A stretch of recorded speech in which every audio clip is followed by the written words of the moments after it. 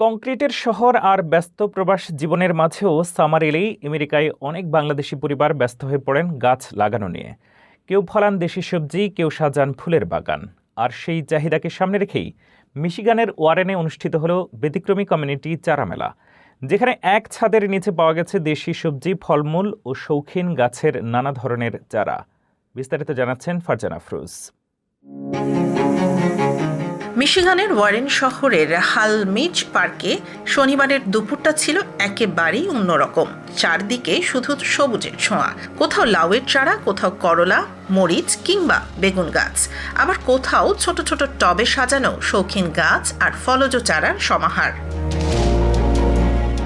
ওয়াহিদাস tiny world এর আয়োজনে অনুষ্ঠিত এই কমিউনিটি চারা মেলা যেন শুধু একটি কেনাবেচার আয়োজন ছিল না, বরং ছিল প্রবাস জীবনে প্রকৃতি, শেকড় আর কমিউনিটিকে একসাথে কাছে টেনে আনার একটি উদ্যোগ। সামার শুরু হলেই মিশিগানের বাংলাদেশি কমিউনিটির অনেকেই ব্যস্ত হয়ে পড়েন গাছ লাগানো নিয়ে। নিজেদের বাসার উঠান, ব্যাকইয়ার্ড কিংবা ছোট্ট বাগানে দেশি সবজি আর ফলের গাছ লাগানোর প্রবণতা দিন দিন বাড়ছে। আমি আইসি এখানে প্রথম 2 বছর হয়েছে রানিং। আমি আমার তারপরে অনেক জায়গা ইয়ে করছি। আমার যে বাংলাদেশি কমিউনিটি যারা আছে, তারা যারা গাছ টাছ ইয়ে করে, তারা থেকে তারা এখান থেকে লাউ, মিষ্টি লাউ, কুমড়। আমরা বাংলাদেশি বেলি আছে, ইন্ডিয়ান বেলি আছে, আর আছে আরবিয়ান বেলি। বাংলাদেশি বেলির আপনার ফুল ফুটে বেশি, আর ইন্ডিয়ান বেলির স্ট্রং স্মেল করে, খুব স্ট্রং।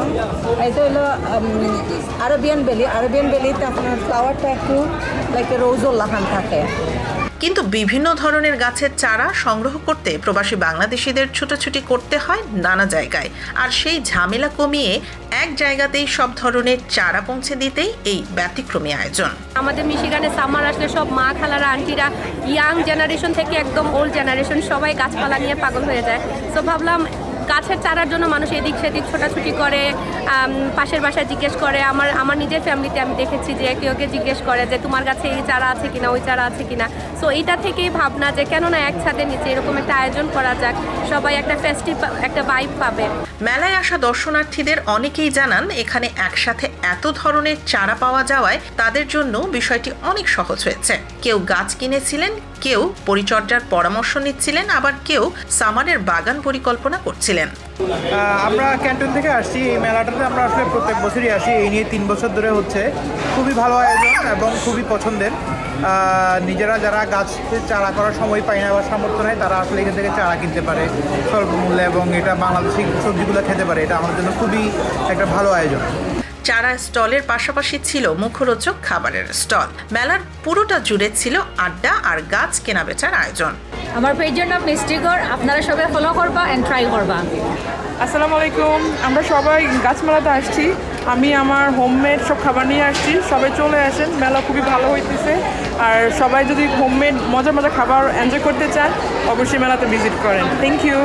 তো আমার এই গাছ মেলার এবছর 3rd ইয়ার, আলহামদুলিল্লাহ। তো এটা করার মেইন উদ্দেশ্যই হচ্ছে যে আমার কমিউনিটির জন্য কিছু করা। যেহেতু আমি একজন ব্লগার, আমাকে অনেকেই চেনেন, আবার অনেকেই চেনেন না। সো যারা চেনেন না তাদের উদ্দেশ্যে বলছি, আমি মিশিগানে থাকি, আমার নাম ওয়াহিদা।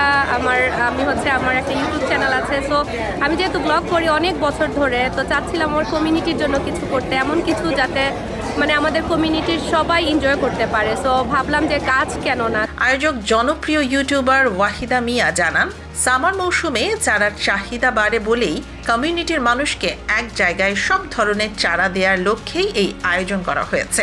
এবার চারা মেলার 3য়তম আয়োজন। এর আগেও 2 বার এমন মেলার আয়োজন করেন তিনি। ভবিষ্যতে আরও বড় পরিসরে এমন আয়োজন চালিয়ে যাওয়ার পরিকল্পনার কথাও জানান ওয়াহিদা।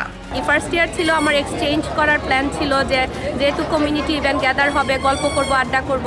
সো এরপরে ভাবলাম না, সুন্দর করে ফেয়ারের মতো করি। সো এই হচ্ছে আমার ফেয়ার। এখন হচ্ছে খাওয়া দাওয়া সব কিছু প্লাস গাছ। তো সবাই বাচ্চা কাচ্চা সবাই এখানে এনজয় করে আসলে আলহামদুলিল্লাহ। তো সবাই এসেছেন, এই জন্য অসংখ্য ধন্যবাদ। সবার পার্টিসিপেট না করলে তো এত সুন্দর ইভেন্ট করা যেত না।